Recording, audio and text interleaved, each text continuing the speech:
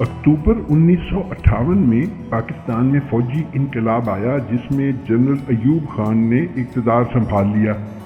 اس وقت تک عوام سیاست دانوں کی رسہ کشی اور پھر سکندر مرزا کے جوڑ توڑ سے تنگ آ چکے تھے، چنانچہ سیاست دانوں کی خواہش کے باوجود عوام کی طرف سے اس مارشل لا کی کوئی خاص مخالفت نہ ہوئی۔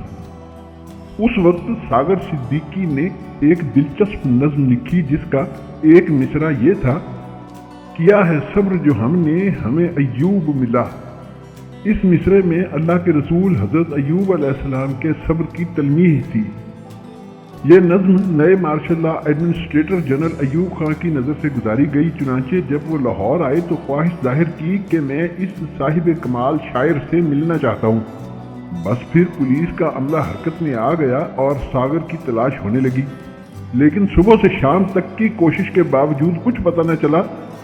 دراصل ساگر کا کوئی پتہ ٹھکانہ تو تھا نہیں جہاں سے وہ اسے پکڑ لاتے۔ ادھر ساگر کو کچھ علم نہ تھا کہ اسے تلاش کیا جا رہا ہے۔ بہرحال پوچھتے چلتے ایک پولیس افسر نے اسے کسی پان کی دکان سے پان لیتے ہوئے دیکھا۔ پولیس افسر کی تو باچھیں کھل گئی۔ اس نے قریب جا کر ساگر سے کہا: آپ کو حضور جنرل ایوب خان صاحب نے یاد فرمایا ہے، آپ میرے ساتھ گورنر ہاؤس چلیں۔ ساگر نے کہا: بابا ہم فقیروں کا ان سے کیا کام؟ افسر اصرار کرتا رہا لیکن ساگر نے انکار کی رٹ نہ چھوڑی۔ اتنے میں وہاں لوگ اکٹھے ہو گئے۔ افسر بیچارہ پریشان تھا کہ کرے تو کیا، کیونکہ وہ ساگر کو گرفتار تو کر کے لے جا نہیں سکتا تھا، ظاہر ہے جنرل صاحب نے اس کو عزت سے بلایا تھا۔ اب پولیس افسر نے مسلسل خوشامد سے کام لیا تو ساگر نے زچ ہو کر اس سے کہا: ارے صاحب مجھے گورنر ہاؤس جانے کی کوئی ضرورت نہیں، وہ مجھے کیا دے دیں گے، 200-400، فقیروں کی قیمت اس سے کہیں زیادہ ہے۔ اس پر پولیس افسر کہنے لگا: جناب یہ میری نوکری کا سوال ہے، میں کیسے بتاؤں گا کہ آپ ہی آنا نہیں چاہتے، میری بات پر کون یقین کرے گا؟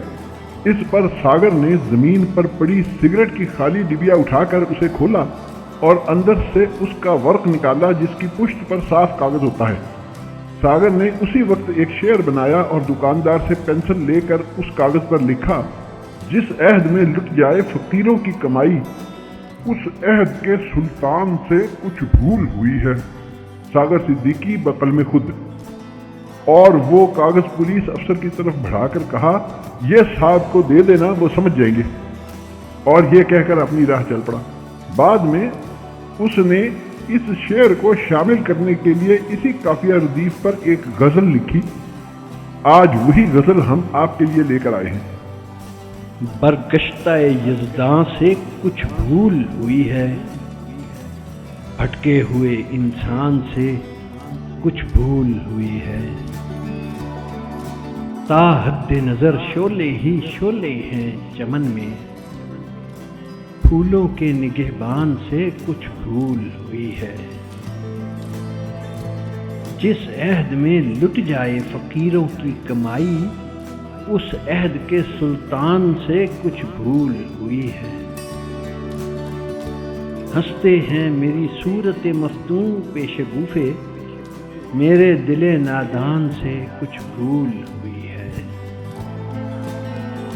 حوروں کی طلب میں و ساغر سے ہے نفرت، زاہد تیرے عرفان سے کچھ بھول ہوئی ہے،